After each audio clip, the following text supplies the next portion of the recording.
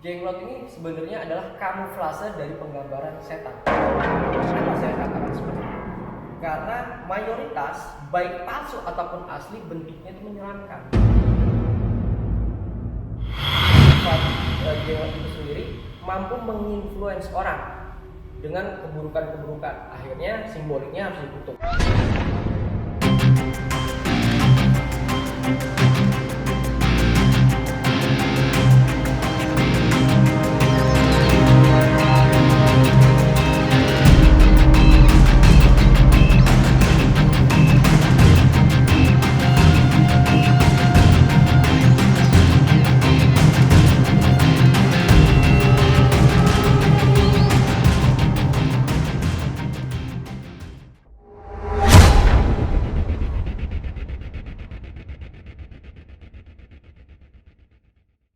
Jangan lupa subscribe. Kalau kalian lupa subscribe, Pipi Slim keterangan buat kalian hadir. Bye bye.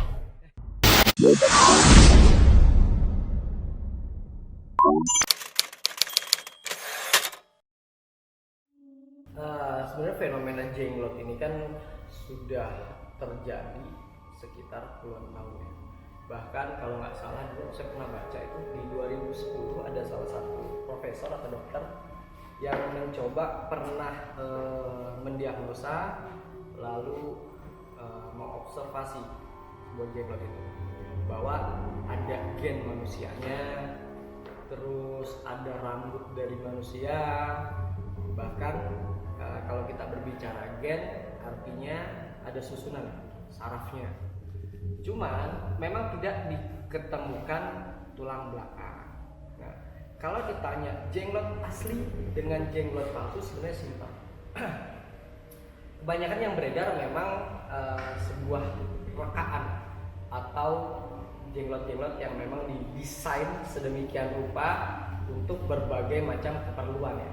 Saya nggak tahu keperluannya apa, tapi biasa digunakan oleh tokoh-tokoh spiritual, praktisi dengan berbagai macam kegunaan sesuai dengan apa yang dia lakukan seperti itu. Nah, kalau ditanya bagaimana cara membedakannya, kalau dari fisik aja sudah jelas. Karena berbagai macam prototipe jenglot itu ada yang terbuat dari kelelawar, ikan gabus atau ikan lele, kodok, dan juga kalau nggak salah pernah dibuat dari apa namanya mayat-mayat bayi yang mungkin sudah meninggal dunia.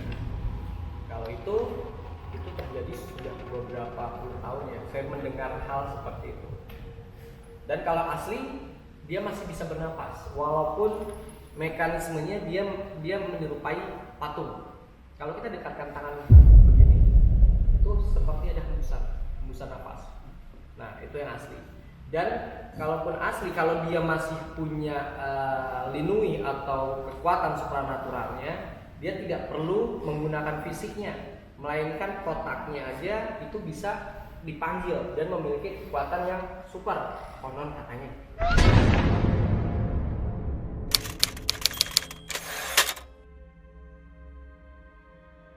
Ya, itu benar. Karena saya punya ya, pernah punya beberapa jenglot, bahkan yang sudah mati pun ada, dari berbentuk seperti King Kong, werewolf, sampai duyung itu saya masih ada.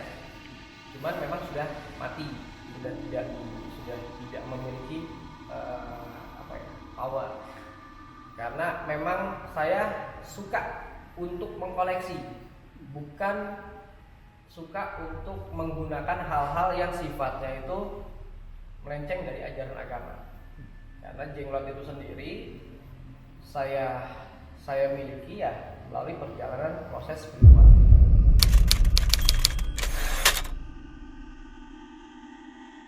Saya nggak pernah memaharkan jenglot ataupun pusaka apapun, saya tidak pernah memaharkan karena saya pencinta benda-benda pusaka, bukan sebagai penjual benda-benda yang sifatnya klinik atau aneh. Makanya banyak sekali juga di Google terutama banyak orang mendompleng nama Ki Pralewu untuk menjual pusaka.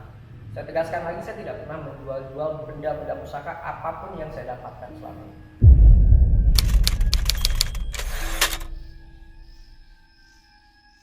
Ada kepercayaan bahwa jenglot itu bisa untuk mendatangkan uang, terus untuk menjaga sebuah tempat, atau bahkan yang pada umumnya sering digunakan untuk mencelakai. Nah, ini yang harus digarisbawahi. Masalah percaya atau tidak percaya, kalau buat saya sendiri, saya menggambarkan sebuah jenglot atau Batara Karang, terlepas dari sejarahnya. Kalau jenglot atau Batara Karang, kalau menurut sejarah ceritanya bahwa seorang petapa sakti yang tidak bisa diterima di bumi dan di langit. Kalau versi cerita atau sejarah yang saya dengar selama ini. Namun kalau saya bisa garis bawahi, jenglot ini sebenarnya adalah kamuflase dari penggambaran setan. Kenapa saya katakan seperti itu? Karena mayoritas baik palsu ataupun asli bentuknya itu menyeramkan. Gak ada bentuknya yang lucu seperti boneka Barbie. Akhirnya saya menyimpulkan jenglot ini adalah rekaan atau buatan dari, kalau asli adalah rekaan dari bangsa-bangsa jin untuk menggambarkan ini loh sosok-sosok jin yang akan membuat orang menjadi takut, terus lemah, cemas, was-was dan lain sebagainya. Intinya menebar ketakutan. Kalau versi jinnya, kenapa saya katakan seperti itu? Karena kalau manusia bisa menciptakan karya seni yang luar biasa seperti pahatan patung, lukisan, dan lain sebagainya, bangsa jin juga bisa hal seperti itu, bahkan lebih modern. Nah, akhirnya mereka menciptakan prototipe untuk membuat orang takut dengan adanya fenomena jin.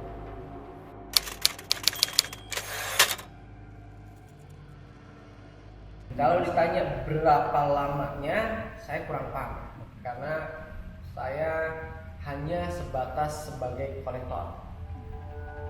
Jadi sebuah benda-benda itu setelah saya dapatkan ya hanya saya pajang. Beda pada saat dia waktu itu masih memiliki power. Nah, karena membahayakan buat diri saya dan orang dekat saya, akhirnya ada yang pernah saya bakar. Dan waktu itu ada orang Malaysia yang memang membuat langsung bekerjasama dengan saya, ingin tahu jenglotnya seperti apa. Akhirnya waktu itu saya bawa yang sebesar jenglot itu. Setelah itu kita bakar satu kampung di daerah Jakarta Timur, itu kesurupan semua. Dan sampai dipanggilin beberapa ustadz untuk membantu saya menetralisir orang-orang yang kesurupan bersama. Nah, artinya jenglot itu terutama yang palsu ya. Kenapa bisa adanya jenglot palsu? Berarti ada sesuatu yang asli terlebih dahulu. Tidak mungkin orang bisa memvisualisasikan sesuatu kalau tidak pernah tahu seluk-beluk terlebih dahulu kan. Akhirnya muncullah fenomena-fenomena jenglot.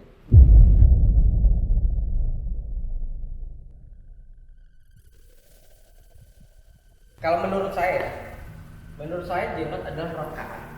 Artinya buatan dari bangsa jin. Yang mana jin itu kan punya kemampuan di atas kemampuannya manusia. Jadi dia bisa menghilang dari satu tempat ke tempat lain. Dia bisa melakukan apapun dengan kekuatannya dia. Nah, jenglot itu juga seperti itu. Artinya dia diselipkan kekuatan setan untuk bisa membuat orang takjub. Padahal itu adalah tipu daya setan.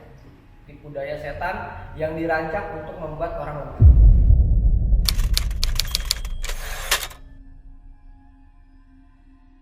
Nah, ini yang harus kita luruskan ya, bahwa sebenarnya sebuah pusaka itu tidak untuk diperjualbelikan. Kalaupun ada yang memperjualbelikan, biasanya nanti ujung-ujungnya 378 atau penipuan. Kenapa saya bilang seperti itu? Banyak sekali fenomena-fenomena jenglot yang didesain dengan berbagai macam bentuk hewani, lalu dibuat cerita seolah-olah jenglot ini memiliki kesaktian yang luar biasa. Akhirnya banyak orang tertipu, terpedaya sehingga memahalkan jenglot tersebut.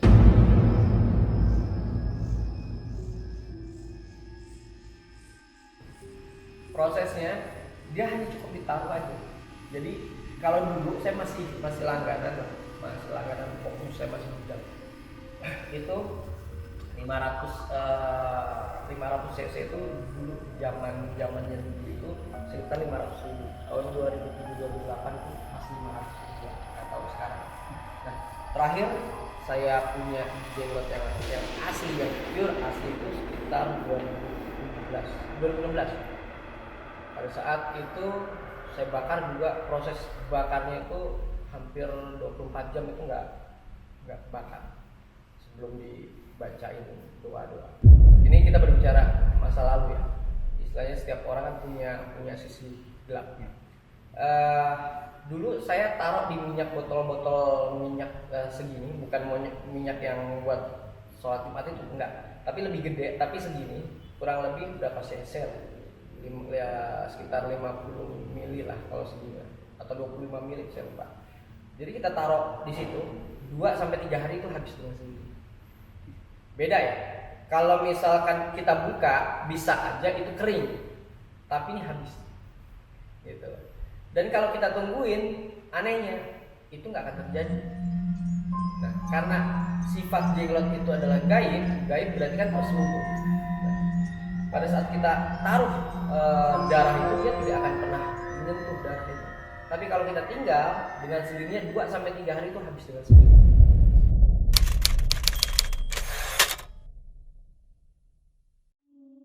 Kalau mata merah itu sebenarnya kamuflase.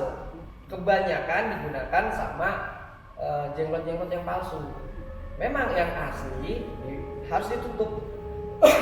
Karena sifat jenglot itu sendiri mampu menginfluence orang dengan keburukan-keburukan. Akhirnya simboliknya harus ditutup.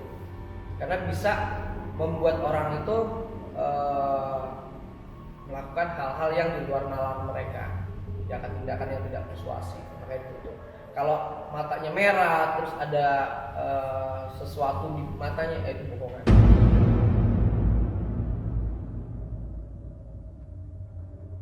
Saya nggak udah selalu memberikan edukasi ya tentang seputar benda-benda klinik, terutama dengan fenomena jenglot ini. Terlepas saya sebagai praktisi, tapi saya mau mencoba untuk meluruskan bahwa apapun yang dibutuhkan oleh manusia pada dasarnya adalah doa. Doa untuk mencapai klimaks agar Allah mengabulkan setiap permintaan dan permohonan hamba-hambanya, bukan dari sebuah benda. Kalaupun benda itu memiliki lindungi atau memiliki kemampuan, semerta-merta atas izin Allah, bukan dari benda itu sendiri. Sama halnya kita beli mobil baru, tiba-tiba kita starter nggak hidup, berarti bukan kesalahan dari kendaraannya. Artinya Allah tidak merestui Anda menggunakan mobil tersebut. Kalau Allah meridhoi, artinya mobil butut sekalipun di starter pasti bisa jalan. Jadi benda apapun yang bukan diiming-iming, yang dipercaya sebagai pusaka sakti, semuanya itu adalah sebuah benda. Hakikatnya adalah Allah. Kalau Allah tidak mengabulkan, tidak meridhoi, tidak akan pernah yang namanya benda itu bisa berfungsi. Jadi jangan menaruh kepercayaan yang lebih terhadap benda-benda yang dianggap keramat, terus sebuah pusaka yang dianggap memiliki kemampuan untuk membuat orang menjadi sukses. Enggak seperti itu. There is will, there is way. Di mana ada kemauan, di situ ada jalan. Dan jangan pernah lepaskan setelah berusaha, jangan pernah lepaskan dari yang namanya doa. Karena doa adalah faktor utama untuk kesuksesan setiap insan manusia.